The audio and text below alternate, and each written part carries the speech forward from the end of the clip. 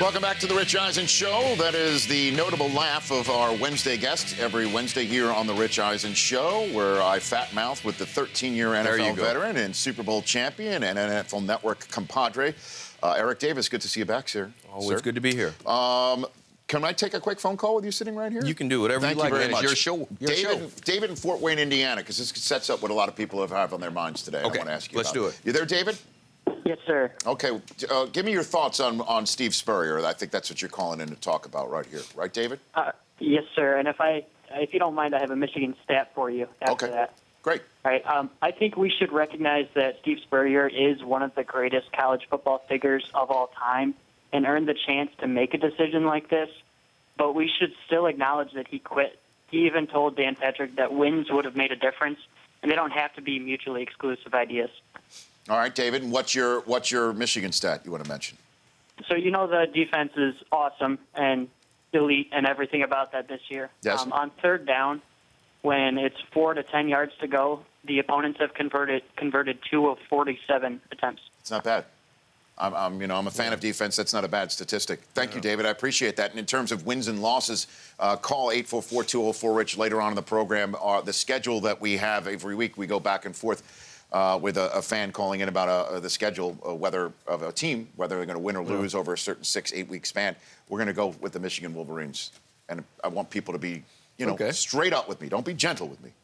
Well, we know how you are about Michigan. I know that. Yeah. What do you hurt your feelings. What do you think of? So call 844-204-RICH to play the schedule win-loss game with me with the Michigan Wolverines later on in the program. What do you think of what Spurrier's decision to make? Because he's also saying he's going to go to College Game Day and hang with ESPN potentially this weekend. Well, with him deciding right now, I think it gives kids. This is my thing always. You look at the next crop of kids. Sure. The kids that are going to commit to the school and things like that. So now. Because I never think it's fair that a coach can go somewhere else and play and decide that he wants to coach for another team and go step right into coaching that other team. But a kid is obligated to that school or they have to sit out a year.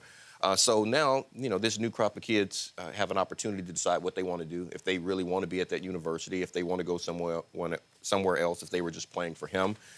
He has the right to say he doesn't want to coach anymore. He has the right to say it at any point.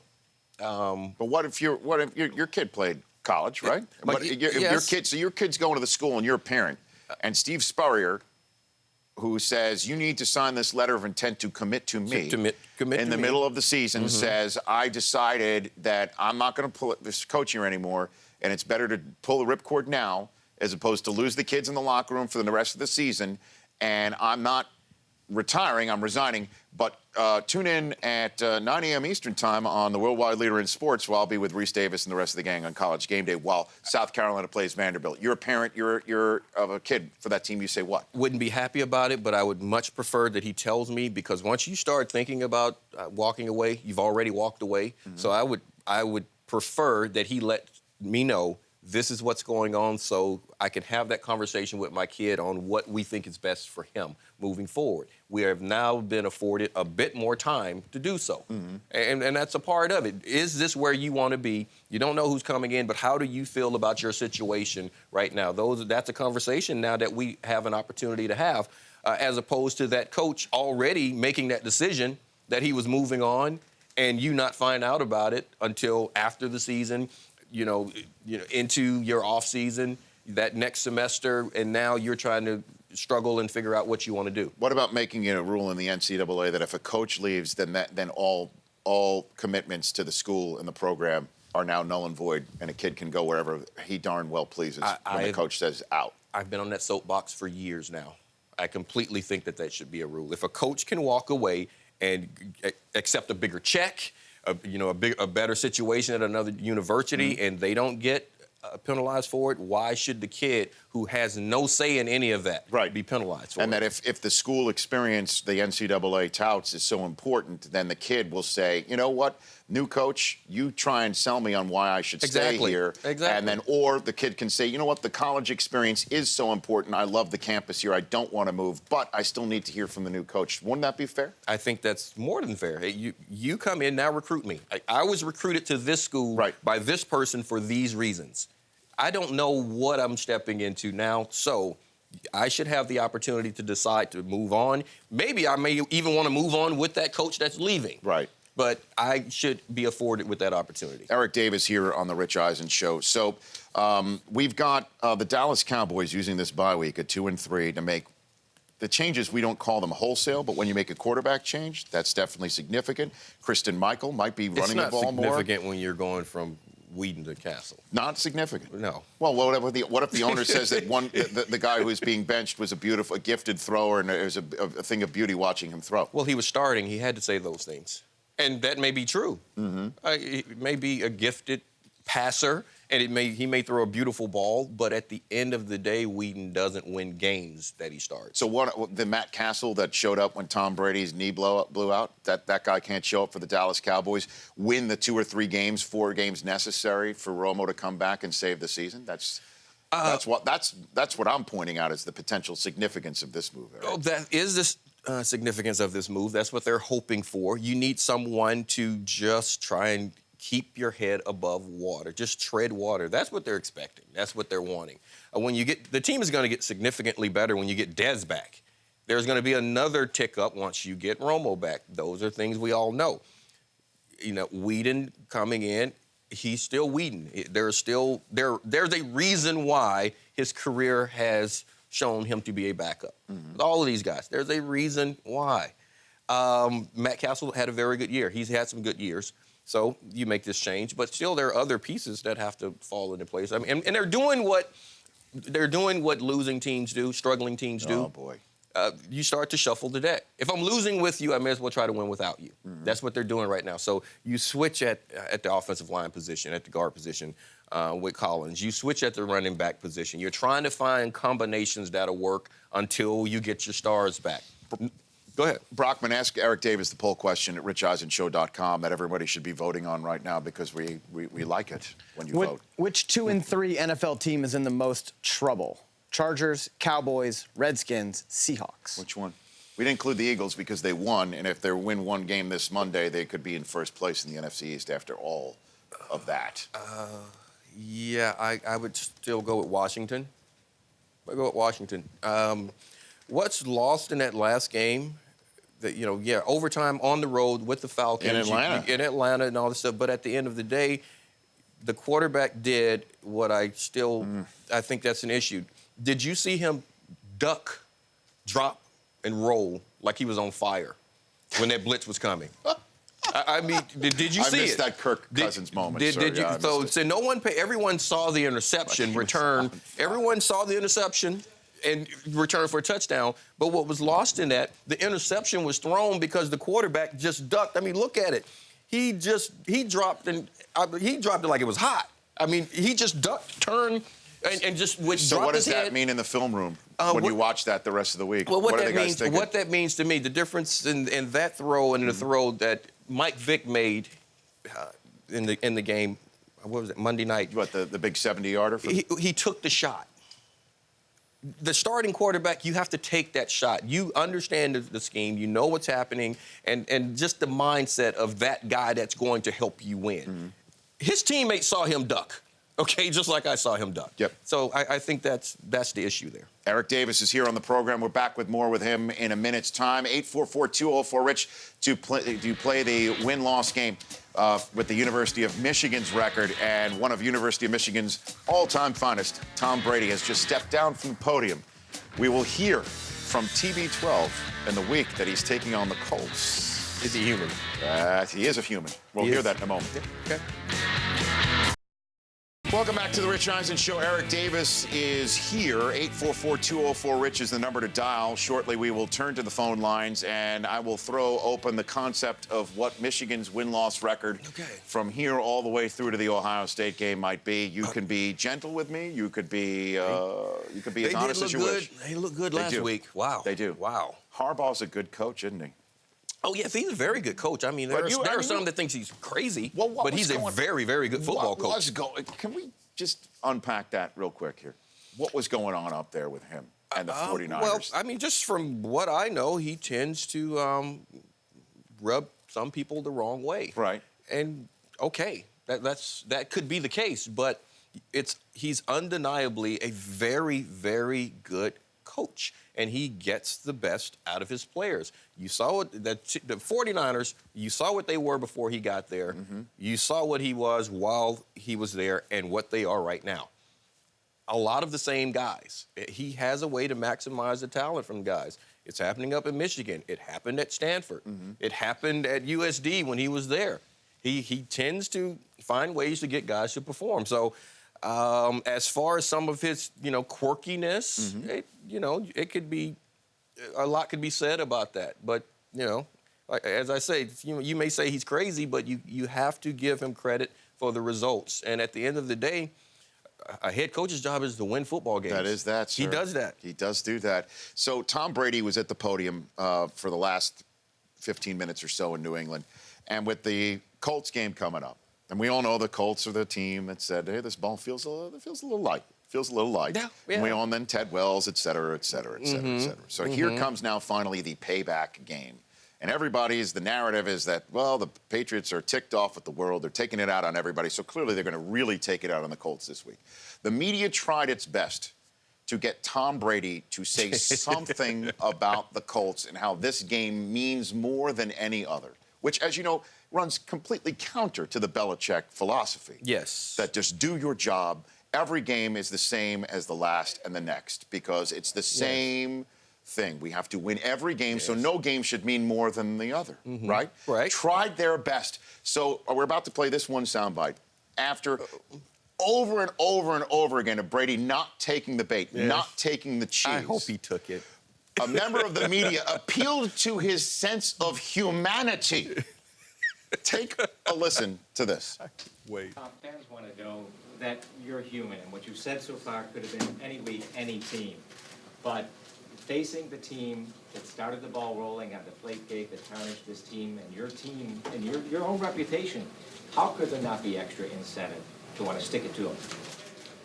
Well, like I said, I'm always pretty motivated, regardless of the opponent, regardless of the team or the week, whether that's a preseason game, whether that's a regular season game. They're all important because, there's so few of those that you get an opportunity in your life. So I don't take them for granted. I think it's exciting to go out there and do something that I love to do, to go out there and do it with teammates that I love to play with. We all put a lot of effort in, the coaches, players. So it's another opportunity for us to go out there and see if we can beat a good football team. Sounds like a robot. Come on, isn't there any heart in there, any human that wants a little extra? I'm a human. There's no doubt. I'm definitely human. Sounds like a robot. I love it. I love it. Of course, we knew what response you were going to get at the podium, but I can guarantee you that he's walking around there saying, I am trying to get Chuck Pagano fired this week. That's the mindset. Yes, of course he's going to try to go out there and skull drag them up and down the field and enjoy every moment of it. But he's not going to say it. He's just going to go ahead and do it. He's just going to go out and do it. That's what they always do. But don't think that they are not robots. They are humans, and yes, they do care. And yes, they do remember. And yes, they do want to stick it to people. They just do it on Sundays and Mondays and Thursday nights and they just put it on the scoreboard. And that's the best way to get somebody back. There's no doubt Belichick told everybody this week, don't say a word, right? He definitely addressed them Monday. I don't even know that we are going to go out there and speak. We will do our regular media availabilities, but do not take the cheese. The cheese will be out there. Do not take the cheese. I don't even think I think it's beyond that. I don't even think he doesn't even have to say it? I don't think he has to say that anymore. Well, he doesn't have to say it to Tom. No, I don't think he has to say that to anyone anymore. I think they say it when you first get in. I remember my days with the Niners. Yeah. And great organization. We had great structure in place. And when I first got there, I was told, this is what it means to be a Niner. Not to be in the NFL, not to be a good player. This is what it means to be a Niner. These are the expectations. You hear it, you see it. You're a young guy. You see how the vets handle themselves. You just start doing it that way, and it becomes your normal. I don't think he has to say that anymore. You don't think so? No, I don't think. Even somebody out there, somebody who's a second stringer, third stringer, because the media, the way the media works, the media will just seek the level of water that they can possibly get. Because Brady's Brady just sticked him aside. There's no doubt about that. But listen to what you said, a special team or second team or no. That's all it takes. No, they're Patriots. That's my bad. My bad. Does Tom go back into the locker room after doing that press conference and talk to Edelman and be like, you hear what this guy asked me? And is that a discussion? Like, with Steve Young and getting the monkey off his back, did he go and talk to Jerry and like, man, these guys are just grilling me? Like, do you guys talk about that? Yes, you have conversations about what's happening. Again, you are just normal guys. And these are your boys, and I can't believe dude just said this. I can't believe so-and-so wore that to the press conference. Did you see this idiot with that? Yes, of course you do it. You know, it's just like a while back when Tannehill in the conversations at practice about the scout team. And I told him, I don't think, and I told you, I don't think it was malicious, but I think he said it because you joke with your boys in a lot of different ways. So, yeah, you go back and they know that they're trying to get them. And sometimes it becomes comical in the manner in which people are trying to get you. So you talk to it about the guys in the locker room. Yes, they discuss all of those things. And I'm sure they are discussing trying to destroy a team that doesn't put a lot of fear in their hearts. Of course, they're not going to take it for granted. But the Colts and the Patriots, we've seen how that scenario has played out in the past. Yes. So that's the mindset they're going into it. Let's do it to them again. Yeah. What do the Colts need to do to win this game? Oh, wow. Threw you off your game right there, huh? No, for the Colts to win this game, they're going to have to get Frank Gore going again.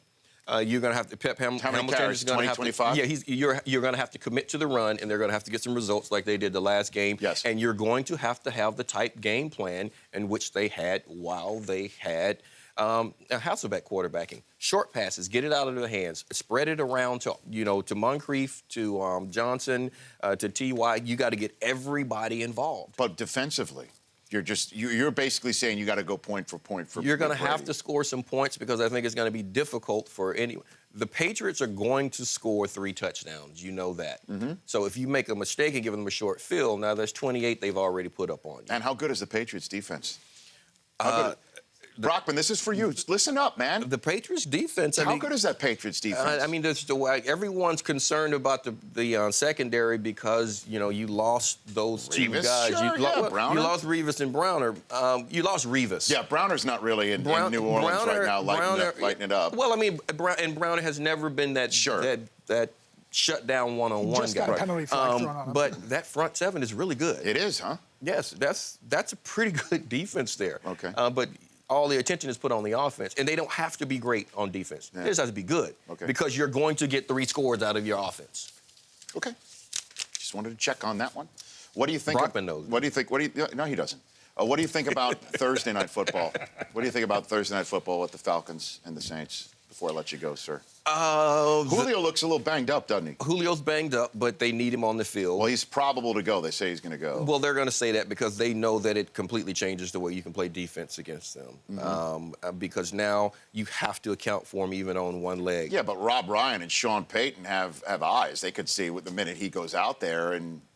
When he recovered the touchdown in the end zone, the ball that just slipped out of Devontae Freeman, and perfect, just showing you again that even the bounces are going the Falcons' ways right now. He got up like he was Fred Sanford, and he basically all he did was just leap on a football. I get it, and you said Rob Ryan and Sean Payton have eyes, but they're not the ones that are actually lining up in front of Julio, having to chase him down the field. Okay. So the guys on the field have eyes also, and you know what they see? Julio. Okay. They see Julio standing in front of them, and they know what he's capable of doing, even with the leg. So you're saying 6-0? Is what you're saying? There is no reason to put any faith in the Saints right now. They're a bad football team. Wow. So they're going to have to prove it to me. We're week 6 now. You pretty much are what you are right now. 1-4. You can start shuffling the deck like Dallas. You can do these type things, but you are what you are. And last one for you. How good is Fletcher Cox, who's coming up at the top of the next hour? How good is he? Fletcher Cox is extremely underrated. He turned a game around last week. He did. By himself. Fletcher Cox is, I think you can put him at the end on just about any team with any tackle trying to guard him, and he's going to be able to produce. Extremely good player. I mean, he's one of the top players at his position, and plays the run well, pass well. He's a guy. He gets the one-on-ones. He wins. And that's what you want from a D lineman. Mm-hmm. Good to see Eric Davis. Always, we'll see you at the shop. Yeah, We'll see you at the let's shop. do Fun fat-mouthing with you, sir. Always. The Rich Eisen Show, weekdays at noon Eastern. On Audience.